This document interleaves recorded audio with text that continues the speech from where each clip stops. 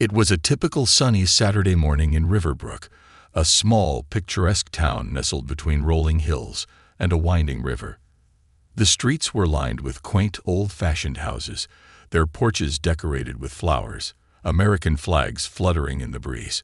Riverbrook was the kind of place where everyone knew each other by name, and no one expected anything extraordinary to happen. Life was simple here, predictable even. But that's how the residents liked it. Tanya Jones was no exception. A single mother of two, Tanya had long since become a pillar of the community. At 38, she had spent the better part of her adult life working tirelessly to improve the lives of others, especially the youth who were vulnerable to the pitfalls of poverty and crime. Known for her warm smile and calm demeanor, Tanya had earned the respect of almost everyone in town.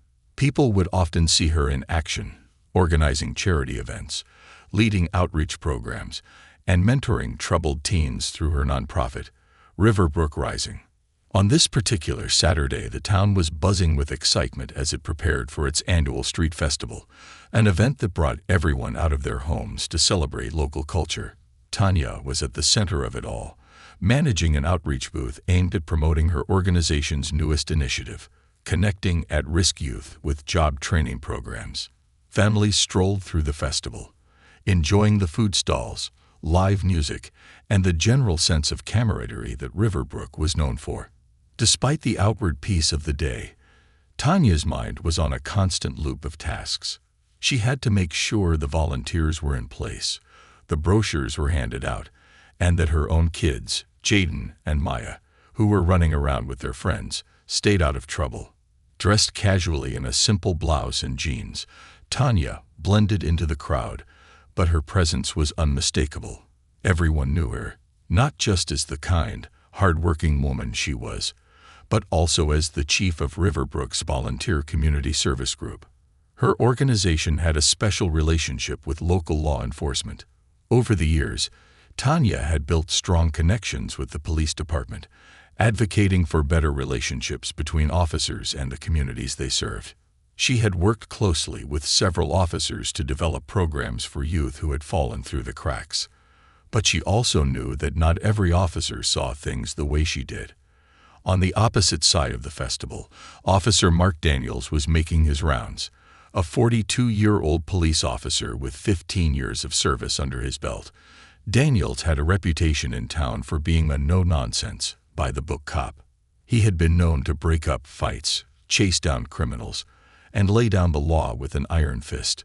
While some admired him for keeping the streets clean, others whispered about his quick temper and tendency to use more force than necessary. Mark wasn't always like this, though. His earlier years as an officer were marked by enthusiasm and a genuine desire to protect and serve. But the years had worn on him. He had seen too much. The drugs, the violence, the endless cycle of crime in the poorer areas of Riverbrook. His personal life had been no easier. A messy divorce had left him bitter, and his relationship with his two teenage sons was strained at best. Recently, the stress had started to show in his work. His superiors had noticed his growing irritability, but no one had done much to address it. Today, Mark was already on edge. Earlier that morning, he had been called to a domestic disturbance that escalated into a physical altercation. The incident had left him rattled, and now, patrolling the crowded festival, he was still simmering with frustration. His eyes scanned the groups of teens gathered at the edge of the crowd, their loud laughter and rough play stirring something inside him. He clenched his jaw, trying to suppress the growing tension. As the festival went on, Tanya noticed the subtle shift in the atmosphere. The crowd, which had been jovial and carefree in the morning, now seemed more restless. The teenagers in particular were starting to get rowdy. She spotted a group of them, kids she recognized from her programs, jostling each other a little too aggressively near the food trucks. Instinctively, Tanya moved toward them, a calm authority in her stride. Before she could reach them, however, Officer Daniels had already stepped in. His face was hard as he barked orders at the teens to break it up and move along. But his tone was harsher than the situation called for, and it only seemed to provoke the kids further. They muttered under their breath, shooting annoyed glances at him. Tanya quickened her pace. She knew Mark had a reputation for being a bit heavy-handed, but she also knew these kids weren't bad. They just needed guidance. As she approached, she called out to the group with a friendly smile. "Hey, fellas, let's keep it cool, all right? We don't want any trouble here." But by then, Officer Daniels was already too involved. His frustration boiled over as one of the boys, a lanky 16-year-old named Deshaun, talked back to him. "Why you always on our case, man? We ain't doing nothing." Daniel's face darkened. "Move it, kid. Now," he snapped, stepping closer to Deshaun in a way that made Tanya uneasy. She saw the officer's hand inch toward his baton. Tanya quickly stepped in between them, her hands raised in a gesture of peace. "Mark, it's okay. I know these boys. They're with my program. Let's just talk this out." Daniels looked at her, his eyes narrowing. To him, Tanya was just another civilian getting in the way of doing his job. He didn't care who she was right now. His authority had been challenged, and in his mind, that couldn't stand. His temper flared as he barked at Tanya. "Stay out of this. These kids don't respect the law, and that's the problem." Tanya stood her ground, her voice steady but firm. "Mark, please, they're just kids. Let's de-escalate, okay? That's what we're supposed to do." But the word de-escalate felt like an insult to Daniels, whose pride and control had already been tested one too many times that day. In that split second, as the tension crackled like static in the air, something snapped inside him. He moved without thinking, his body acting on years of ingrained reactionary training. Before anyone could fully process what was happening, his arm lashed out. The sound of the punch landing echoed like a clap of thunder through the festival grounds. Tanya staggered backward, the force of the blow knocking her off balance. She fell to the ground, her vision spinning as the shocked crowd around her froze in disbelief. In that moment, everything changed. The serene, peaceful town of Riverbrook would never be the same again. The impact of Officer Mark Daniels' punch left the festival grounds in stunned silence. Tanya lay on the ground, momentarily disoriented, her hand instinctively reaching for her cheek, which stung from the blow. The crowd, once lively and bustling with excitement, now stood in collective shock. For a few seconds, it felt as though time itself had frozen. A murmur rippled through the gathering. People were whispering, some pulling out their phones to record the aftermath, while others rushed toward Tanya to help her up. The situation had escalated so fast that most hadn't even fully processed what had just happened. But one thing was clear. Officer Daniels had just punched one of the town's most respected citizens, a woman, a leader, a mother. And the weight of what he had done was about to come crashing down on him. Daniels, still standing with his fists clenched, blinked as if he too was waking up from a fog. His face contorted with confusion, then horror, as he realized what he had done. This wasn't a criminal he had subdued, or a threat he had neutralized. This was Tanya Jones, a well-known figure in Riverbrook, and someone with deep ties to the community, including his own police department. His heart pounded in his chest as he stood over her, frozen, unsure of what to do next. The uniform he wore felt suddenly heavy, constricting. The crowd's accusatory eyes bore into him, and he could feel his authority crumbling with every passing second. He had crossed a line that could never be uncrossed. Several people rushed to Tanya's side. Among them were Mary Rodriguez, a fellow volunteer, and David Walters, a local school teacher who had worked with Tanya on numerous community projects. They helped her to her feet, her legs wobbly but sturdy enough to stand. Tanya winced, pressing a hand to her cheek, but her expression remained composed despite the pain. She had always been strong, but now, even in her dazed state, she knew she had to stay calm. For herself, for the community, for the sake of preventing this from spiraling further out of control. "Tanya, are you okay?"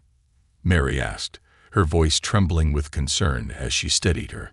Tanya nodded, though her mind was still spinning. "I'm fine," she said softly, though the swelling on her cheeks said otherwise. She wasn't fine, and she knew it, but she couldn't let that show right now. David, who had seen everything unfold, turned toward Officer Daniels, his face red with anger. "What the hell was that, Mark?" he shouted, his voice cutting through the murmurs of the crowd. "You just hit her." "You hit Tanya." The onlookers began to stir.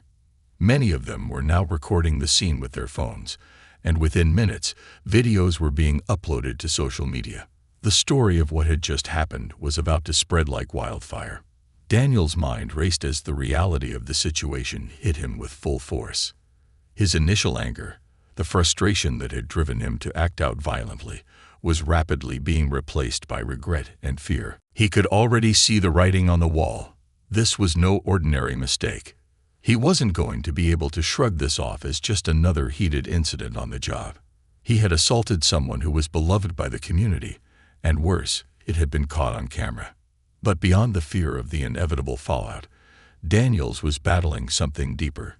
He knew that the line between law enforcement and community relations was delicate, especially in a town like Riverbrook, where trust in the police was already fragile.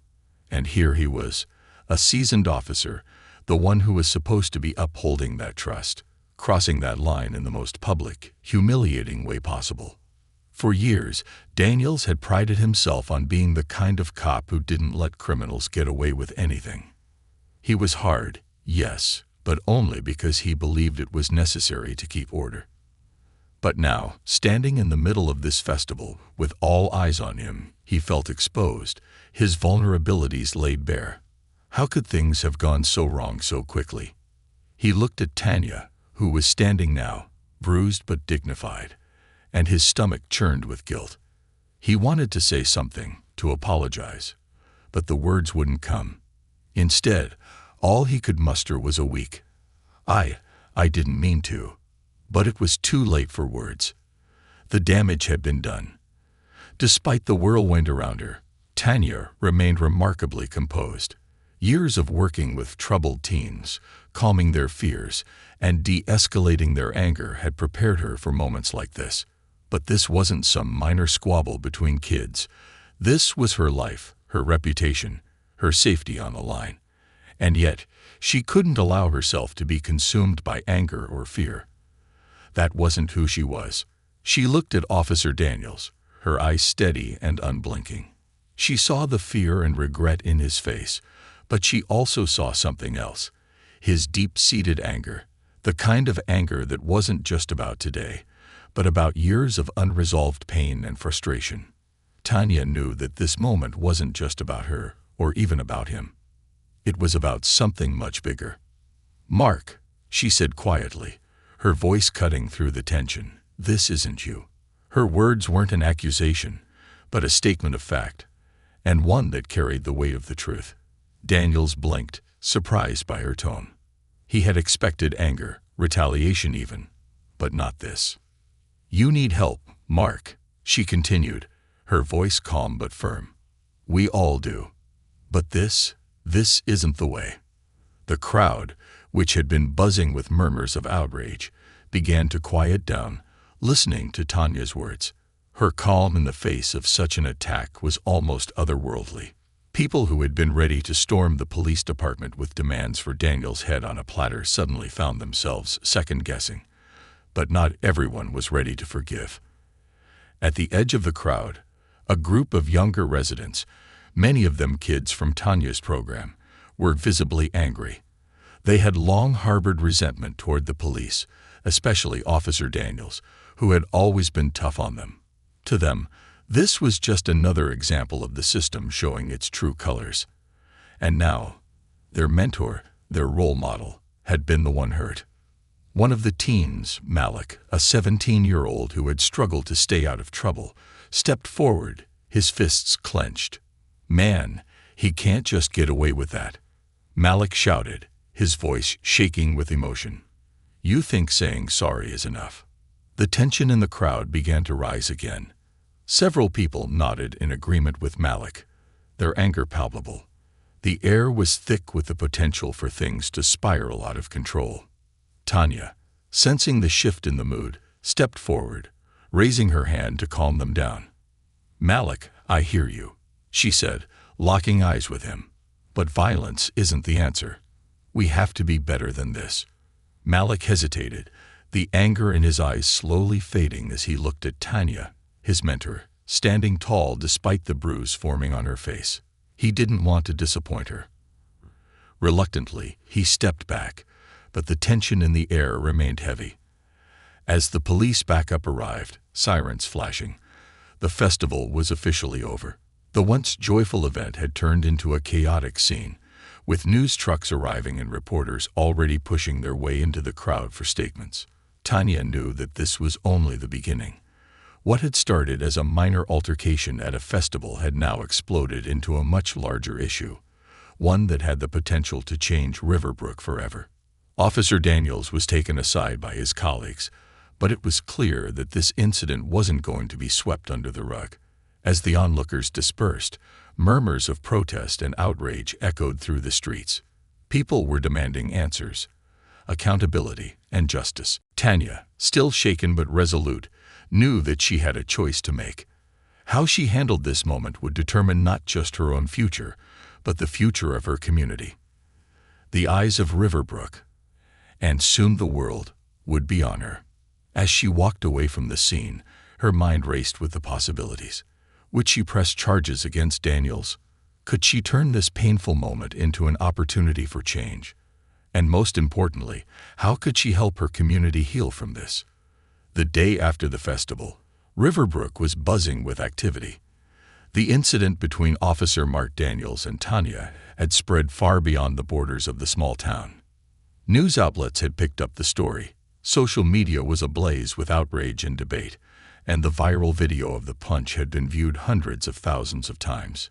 Riverbrook had become the focus of a national conversation on police brutality, race relations, and the power dynamics between law enforcement and the communities they served.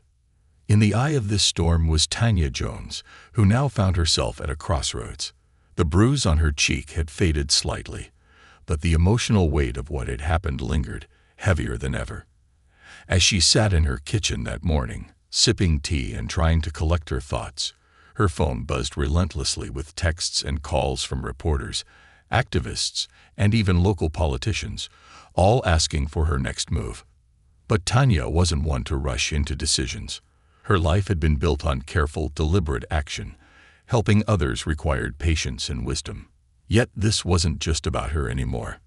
The entire town was watching, waiting for her to make a decision that would set the tone for what came next. The pressure was immense. She knew that if she pressed charges against Officer Daniels, it would almost certainly lead to his dismissal and possible imprisonment. But there was more at stake: how the community responded, how the police department reacted, and how her nonprofit would continue its work in this new reality. She looked out the window, watching her children, Jaden and Maya, playing in the backyard. They were blissfully unaware of the full gravity of the situation, but they would soon come to understand it, just like everyone else. Tanya felt the weight of her responsibility not only to her children, but to the children of Riverbrook, the ones who looked up to her, trusted her to guide them through difficult times. But could she guide them through this? Officer Daniels' reckoning. Across town, Mark Daniels sat alone in his apartment, the remnants of last night's dinner scattered on the coffee table in front of him. The dark circles under his eyes were evidence of a sleepless night filled with regret, fear, and self-loathing. He hadn't left his apartment since the festival, nor had he spoken to anyone except his union representative. The news of his suspension had come swiftly, but the public outcry had come even faster.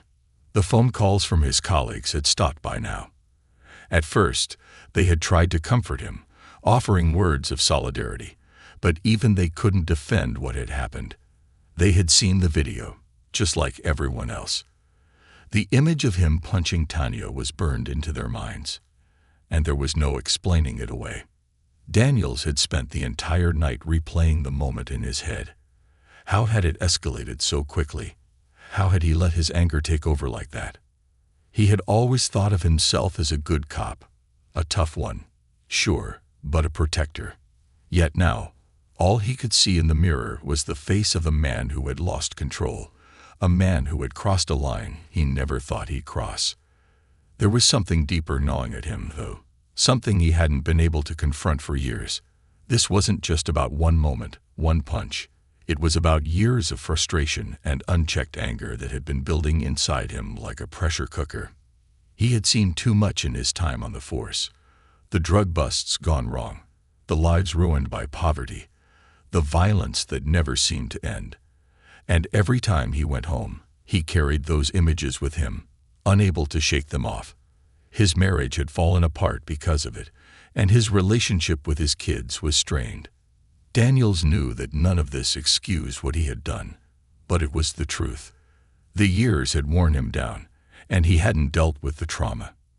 Now, it had exploded in the worst way possible, in the worst place possible, right in front of an entire town, in front of Tanya, a woman who had done nothing but try to help. He buried his face in his hands, wondering if there was any way back from this. Could he fix what he had broken? Or was this the end of everything he had worked for? Outside the walls of their respective homes, the town of Riverbrook had become a battleground of opinions. People who had once lived side by side in peace were now finding themselves at odds over the incident. Main Street had become a focal point for protests, with groups from both sides gathering in front of the town hall. On one side were those demanding justice for Tanya, holding signs that read, "End police brutality," and "No more violence against our community." On the other side were those who supported Officer Daniels, believing he had simply made a mistake in the heat of the moment. They held signs that read, "Support our police," and Officer Daniels was doing his job. The conversations in local diners, grocery stores, and coffee shops had grown tense. Longtime friends were now arguing about who was to blame, about what the role of the police should be, and whether this was a sign of a deeper problem in Riverbrook. The local news ran story after story, interviewing residents who expressed a mixture of outrage, confusion, and sadness. In the midst of it all was the town's police department. They were under immense scrutiny, both from the public and from outside organizations that had taken an interest in the case. The police chief, David Holloway, had made a statement, expressing concern over the incident and promising a full investigation. But even he knew that wouldn't be enough to quell the anger that was brewing in the community. Holloway had known Daniels for years, had watched him rise through the ranks, but even he had seen the warning signs, the increasing aggression, the short temper. Maybe they had all ignored the problem for too long. As the tension in town reached a boiling point, Tanya received a call that would change everything. It was from Reverend James Anderson, one of Riverbrook's most respected leaders. The Reverend had been a fixture in the town for decades, known for his calm wisdom and his ability to bring people together, even in the toughest of times. He had seen the incident at the festival, and like everyone else, he was deeply troubled. But unlike most, he saw an opportunity for healing rather than division. "Tanya," the Reverend's voice was soft but firm, "I know you're under a lot of pressure right now. Everyone's looking to you for answers, and I can't imagine how heavy that must feel." Tanya sighed, grateful for his understanding. "I just don't know what to do, Reverend. Pressing charges feels like the right thing, but I don't want this to destroy the town. And Mark, I don't know if throwing him in jail will fix anything." There was a pause on the other end of the line before the Reverend spoke again. "I've been thinking a lot about that, too. What if there was another way?" Tanya frowned. "Another way?" "Yes. I've been in touch with some people, community leaders, police reform advocates, even some folks from the department. What if we use this moment to start something bigger? Instead of pressing charges, what if we held a series of town hall meetings? We can bring the whole community together, talk openly about what happened, and make real changes in how things are done around here. Not just for Mark, but for everyone." Tanya was silent, considering his words. A town hall. A series of discussions. It was a bold idea, one that went against the knee-jerk reactions of punishment and retribution that everyone was calling for. But the more she thought about it, the more it made sense. Riverbrook wasn't just any town, it was her town. These were her people, and she believed in their ability to come together, even after something as divisive as this. But it was risky. Not everyone would be on board, and the idea of letting Mark off the hook without charges would undoubtedly anger many. Still, the potential for real, lasting change hung in the air. And deep down, Tanya knew that healing didn't come through punishment alone. It came through understanding, forgiveness, and growth. That night, as the sun set over Riverbrook, Tanya sat on her front porch, staring out at the quiet street in front of her. The tension in the town was almost tangible, and she could feel the weight of everyone's expectations pressing down on her. But as she looked at her children playing in the yard, she made her decision. The next morning, Tanya called a press conference, which was held in front of the community center where she had spent so many years working to uplift others. The town gathered in anticipation. Reporters from all over the state were there, and people watched with bated breath to hear what she had to say. With the eyes of Riverbrook and the nation upon her, Tanya stood before the microphones, her face calm and steady, despite the chaos around her. First, I want to thank everyone for their support during this difficult time. She began, her voice strong. What happened at the festival was unacceptable, and there's no excuse for it. But I also believe in forgiveness, in growth, and in the power of community. That's why I've decided not to press charges against Officer Daniels. Instead, I'm calling for a series of town hall meetings where we as a community can come together, talk. Some residents immediately praised Tanya's decision, calling it a courageous act of leadership in the face of escalating tensions. They admired her refusal to allow the town to be torn apart by a single act of violence, however egregious it was. These people saw hope in her choice, a chance for the community to heal together and find a better path forward. They believed in Tanya's vision, a vision of dialogue, reconciliation, and lasting change that wouldn't be achieved through simple punishment. But not everyone shared that view. On social media, in local bars, and at dinner tables across town, frustration and anger simmered. Many felt that Officer Daniels had gotten off too easily, that Tanya's decision was letting a man who had assaulted her avoid the consequences of his actions. We've seen this too many times. One angry resident commented on a Facebook post that had gone viral. The system protects its own. Tanya's giving him a free pass. Others echoed similar sentiments, frustrated that Riverbrook wasn't seizing the moment to set a firm precedent against police violence. Protests continued, but now they were split. One group, led by local activists, demanded immediate reforms in policing and harsher consequences for Officer Daniels. The other group rallied behind Tanya's call for dialogue, urging patience and the pursuit of restorative justice. Main Street became a symbolic dividing line. Protesters on either side waved signs, chanting slogans that highlighted their contrasting views. The national media picked up on the divide, and pundits debated whether Tanya's approach was truly the right one. Could a community torn apart by such a visible act of violence heal through words and discussions? Or was this just another case of someone using forgiveness to sweep real accountability under the rug? The pressure mounted, and Tanya knew that the coming weeks would determine the outcome, not just for her, but for the entire town of Riverbrook. For Officer Mark Daniels, the days following Tanya's announcement were a blur of emotions he could barely process. On one hand, he felt an overwhelming sense of relief.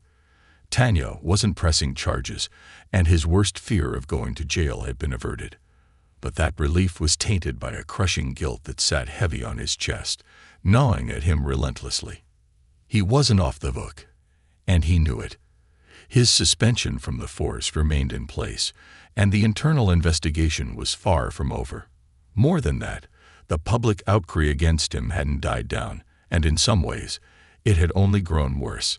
Despite Tanya's efforts to steer the conversation toward healing, there were still many in Riverbrook who saw him as a symbol of everything that was wrong with the police.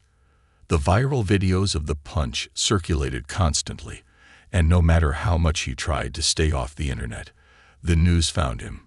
Comments calling him a thug, a bully, and worse. His name had become synonymous with failure, brutality, and unchecked rage.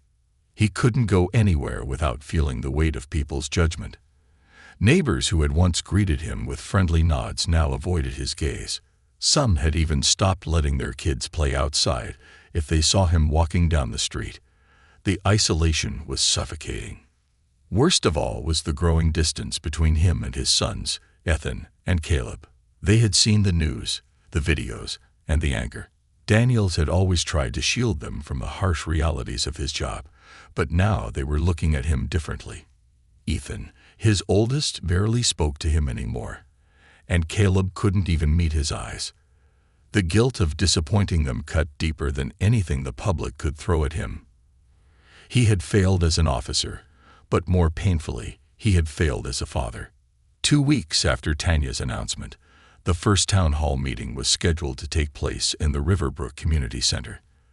The building, which had once been a peaceful hub for after-school programs and community events, was now the site of something far more consequential.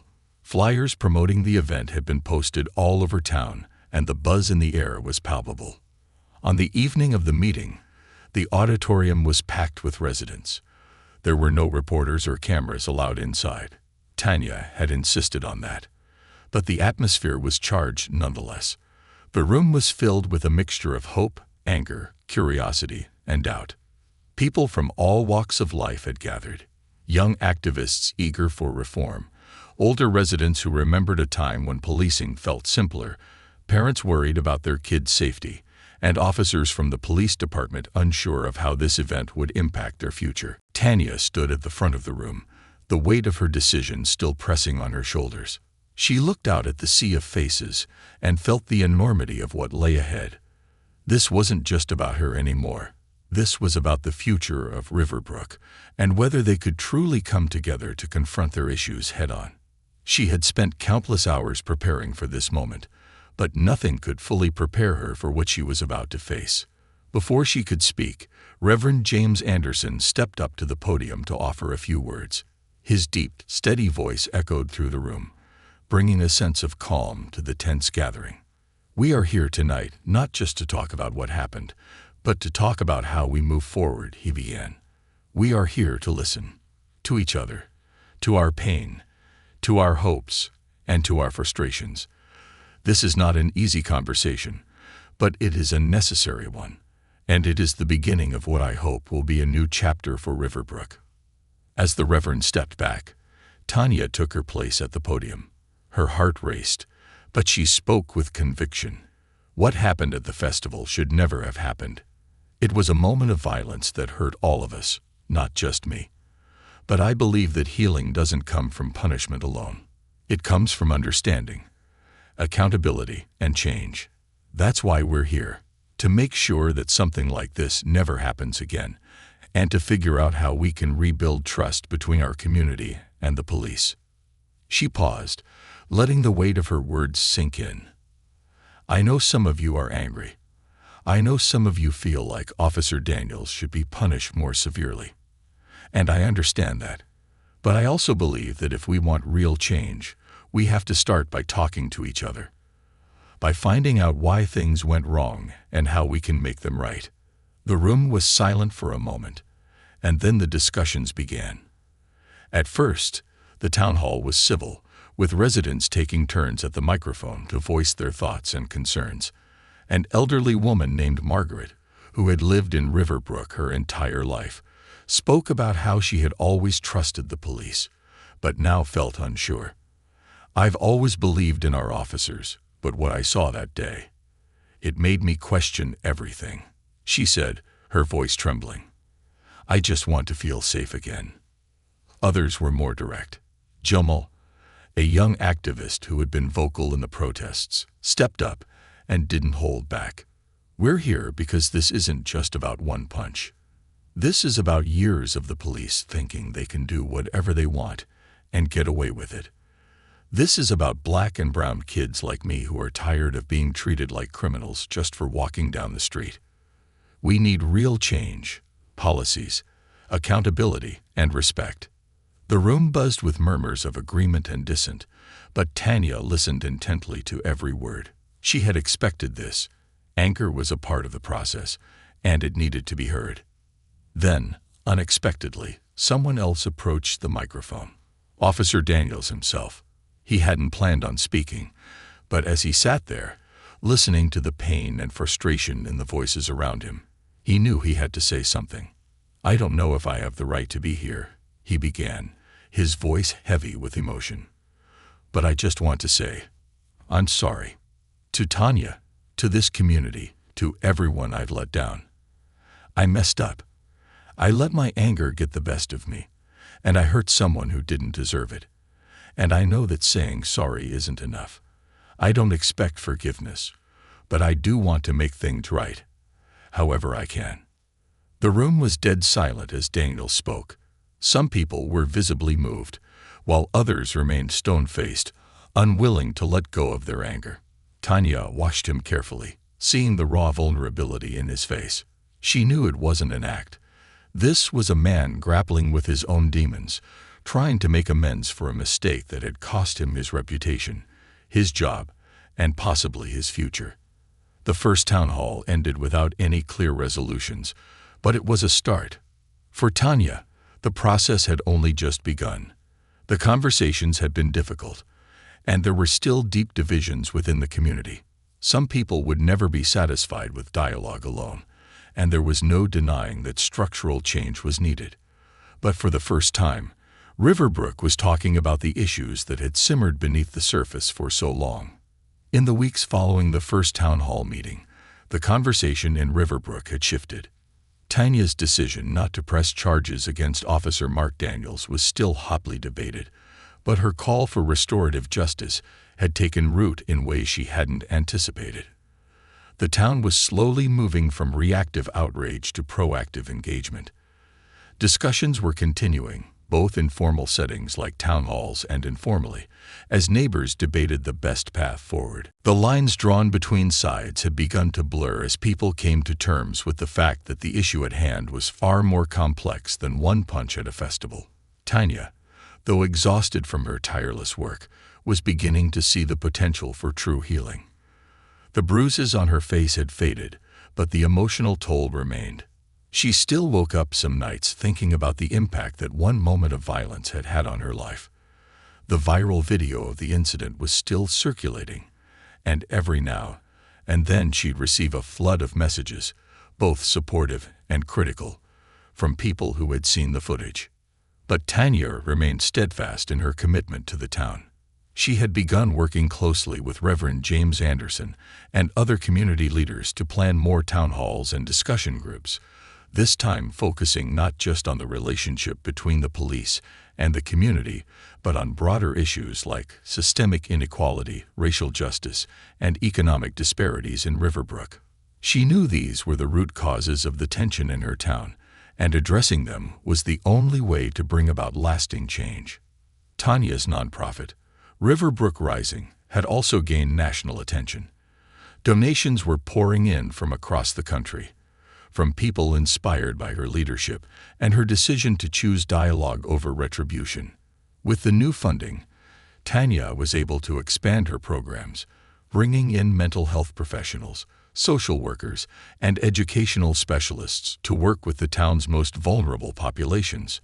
She had a vision of Riverbrook as a model for other small towns grappling with similar issues. But as she moved forward, Tanya knew that forgiveness alone wasn't enough to address the deep wounds within the community. The healing process was fragile, and tension still ran high. For Officer Mark Daniels, the road ahead was uncertain.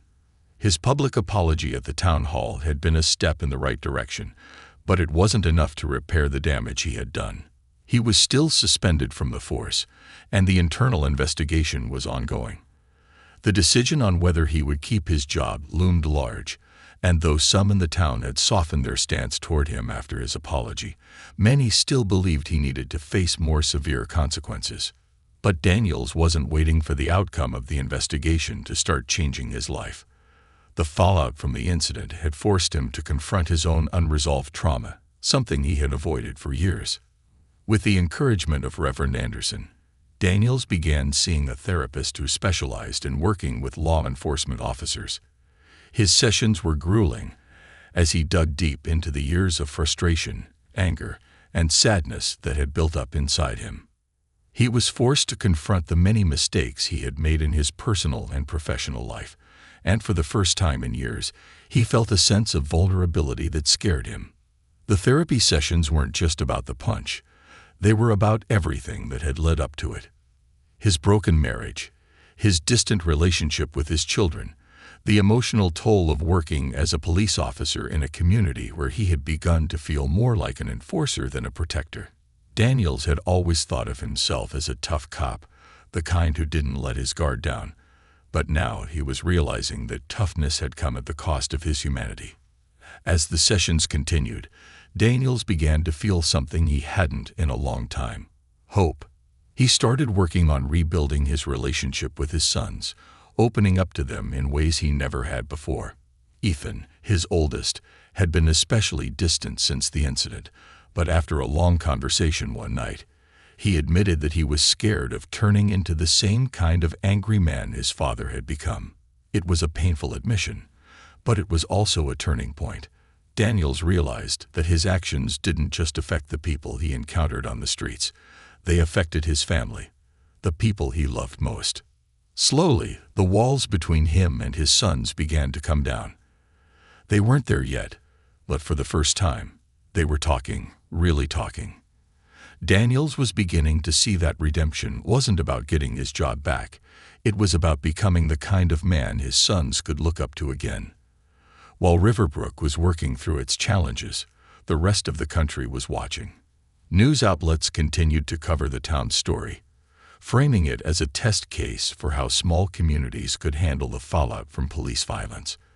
In an unexpected twist, Tanya and Officer Daniels were invited to speak on a national television show about the incident. The host, known for bringing together opposing sides in contentious debates, saw an opportunity to explore whether restorative justice could actually work in real-world scenarios. Tanya was initially hesitant. She wasn't interested in being a part of a media spectacle, and she certainly didn't want her town's struggles to be reduced to a soundbite. But after discussing it with Reverend Anderson and other community leaders, she agreed on one condition: the show had to highlight the broader issues at play in Riverbrook, not just the punch. Daniels, too, was reluctant, but he ultimately agreed to participate. He saw it as an opportunity to own up to his mistakes on a larger platform and to show others that it was possible to confront personal demons and seek redemption. The televised discussion turned out to be a pivotal moment, not just for Tanya and Daniels, but for the broader conversation about police-community relations in America. The show wasn't confrontational or sensationalized, as many had feared. Instead, it allowed for a nuanced discussion about the complexities of policing, race, and justice. Tanya spoke eloquently about her decision not to press charges, explaining that while she understood the anger and frustration many felt, she believed that healing required a different approach. Daniels, for his part, was vulnerable in a way that surprised many. He spoke openly about his anger, his trauma, and his journey toward understanding how he had let it all consume him. He didn't ask for forgiveness, but he expressed a deep desire to do better, not just for himself, but for the community he had hurt. The show was watched by millions, and the response was overwhelmingly positive. People from all over the country reached out to Tanya and Daniels, sharing their own stories of conflict, forgiveness, and redemption.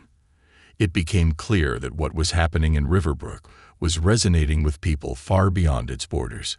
Back in Riverbrook, the second town hall meeting was scheduled, and this time, the stakes were even higher. The national attention had intensified, and while the first town hall had been civil, there were still unresolved tensions bubbling beneath the surface. The auditorium was once again filled with a mix of hope and skepticism. But this time, there was a new sense of urgency. The police department had just released a report from the internal investigation into Officer Daniels, and its recommendations would be discussed at the meeting. The report was fair but firm. It acknowledged that while Daniels had acted out of line, The department also bore responsibility for failing to address the mounting stress and trauma that had affected many of its officers, including Daniels. The report called for a series of reforms within the department, including mandatory mental health screenings, de-escalation training, and a community oversight board to ensure transparency. As the meeting began, Chief David Holloway took the stage, acknowledging the department's failures and pledging to implement the changes recommended in the report. He also announced that Officer Daniels would not be returning to the force, but instead would be taking on a new role as a liaison between the police department and the community, helping to bridge the divide that had grown so wide. The announcement shocked many. Some in the audience were relieved, believing that Daniels' removal from active duty was the right move. Others, however, were taken aback by the decision to keep him in any capacity. As the night wore on, people voiced their opinions, some praising the decision, others still angry, still wanting more. But as the meeting drew to a close, something unexpected happened. A young woman named Alicia, who had been one of the loudest voices for police accountability, stood up and said, "I still don't know if I can forgive Officer Daniels. But I do know that I don't want to live in a town that's forever divided. If this is going to work, we all have to put in the effort. Him, me, all of us." Her words struck a chord. Slowly, the room began to shift from one of division to one of tentative unity. It wasn't perfect, and it wasn't easy, but it was a start. In the weeks that followed, the reforms began to take shape. Riverbrook's police department implemented new training programs, and the Community Oversight Board was formed. Officer Daniels, true to his word, took on his new role as liaison, working alongside Tanya and her nonprofit to rebuild trust between the police and the town's residents. The road ahead was still long, and there were no guarantees. But for the first time, Riverbrook felt like it was on a path toward real change. A change that had been sparked by one terrible moment, but carried forward by the strength and resilience of its people. Tanya, once hesitant about her decision, now felt confident that she had chosen the right path. She hadn't just sought forgiveness, she had sought transformation. For herself, for Daniels. Months had passed since the fateful incident at the festival, and the town of Riverbrook was forever changed. What began as a moment of intense conflict had evolved into a sustained movement for transformation, both within the community and its police force. It hadn't been easy. The road to healing had been long and fraught with setbacks, but as the months passed, the town had begun to find its footing again, shaped by new understandings and a deep sense of shared responsibility. Tanya Jones, who had once stood at the center of the storm, was now a symbol of resilience and reconciliation. Her decision to choose dialogue and restorative justice over retribution had marked a turning point, not just for her personally, but for Riverbrook as a whole. In the aftermath of that decision, the community had come together in ways no one had imagined possible. And now, the town stood as a beacon of hope for small towns across the country facing similar struggles. The town hall meetings had become a regular occurrence, evolving from tense gatherings into productive forums for honest conversation. Through these dialogues, the town addressed not only the relationship between law enforcement and the community, but also the systemic issues that had long plagued Riverbrook. Issues like economic inequality, lack of resources for mental health, and the racial tensions that simmered beneath the surface. The new Community Oversight Board, which Tanya had helped establish, played a pivotal role in ensuring that the police department remained accountable to the people it served. The board was composed of a diverse group of residents, including longtime Riverbrook families, younger activists, and local business owners. Together, they worked to ensure transparency in policing, instituting policies that prioritized de-escalation, community engagement, and officer wellness. For the police department, the internal reforms had begun to take root as well. Chief David Holloway, once hesitant about the changes, had become a staunch advocate for the new direction the department was taking. Officers now underwent mandatory mental health screenings and attended regular de-escalation workshops. The department had also increased its recruitment efforts, prioritizing diversity and focusing on candidates who had a genuine commitment to community-oriented policing. But perhaps the most significant change had been within Officer Mark Daniels himself. Mark Daniels' life had undergone a profound transformation since the incident. While the internal investigation had cleared him of any criminal wrongdoing, he had lost his position as an active duty officer. Yet, in many ways, that loss had been the beginning of something greater. His new role as a liaison between the police department and the community was not just a job, it was a personal mission. Daniels had embraced his position with humility, knowing that he had much to atone for. He spent his days meeting with community leaders, attending youth programs, and helping rebuild trust with the very people he had once alienated. Working alongside Tanya in Riverbrook Rising, Daniels found himself learning as much as he was teaching. He was no longer the hardened officer who believed force was the only way to maintain order. He was a man seeking to heal not just his town, but himself. One of the most impactful moments for Daniels came when he joined Tanya in a series of workshops designed to address trauma, both personal and community-wide. In these sessions, they worked with police officers, social workers, and everyday citizens to understand how trauma affected their behavior and their relationships with others. For Daniels, these sessions were revelatory. He had spent years suppressing his own trauma, never realizing how deeply it had shaped his actions. But now, by confronting those feelings, he was finally starting to rebuild his life. Daniel's relationship with his sons had also improved dramatically. His open dialogue with them about his struggles, his mistakes, and his desire to change had brought them closer together. While Ethan and Caleb still carried some of the scars from the years of tension, they now saw their father not as a distant authority figure, but as a man willing to own his faults and work to become better.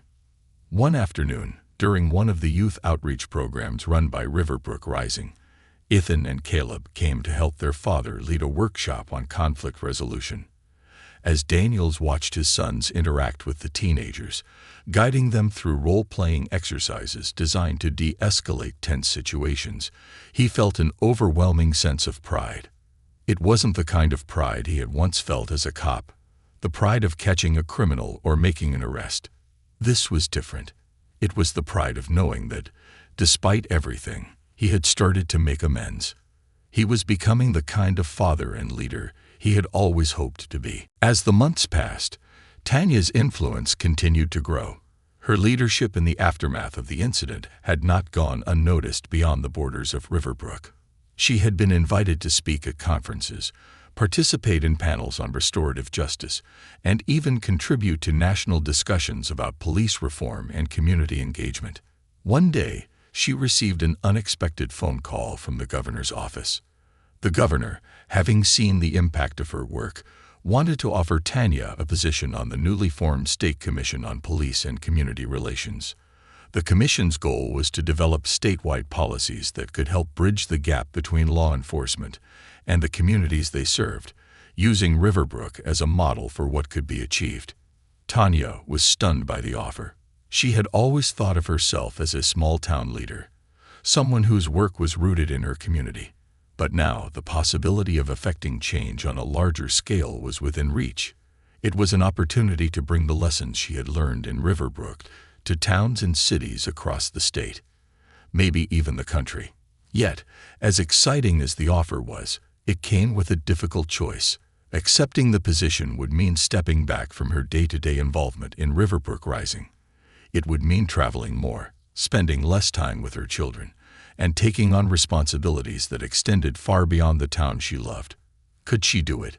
Could she leave the community that had shaped her, that had been her entire world for so long? Tanya wrestled with the decision for days, discussing it with her closest friends, her children, and Reverend Anderson. But in the end, she realized that this was exactly what she had been working toward all along, creating change not just for Riverbrook, but for every community that needed healing. When she finally accepted the position, she did so with a deep sense of purpose. She wouldn't be leaving Riverbrook behind. She would be carrying it with her, using its story as a beacon of hope for others. Back in Riverbrook, the changes sparked by the incident continued to ripple through the community. The police department's reforms were beginning to show results. Officers who had once relied on force were now using empathy and communication to resolve conflicts.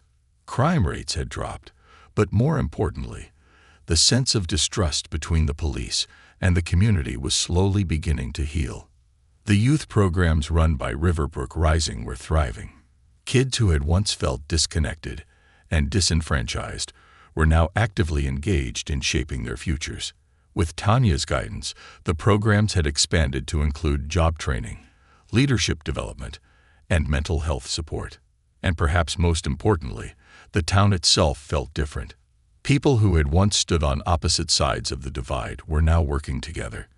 The protests had given way to partnerships between the police, community organizations, and local businesses. Riverbrook was no longer just a small town.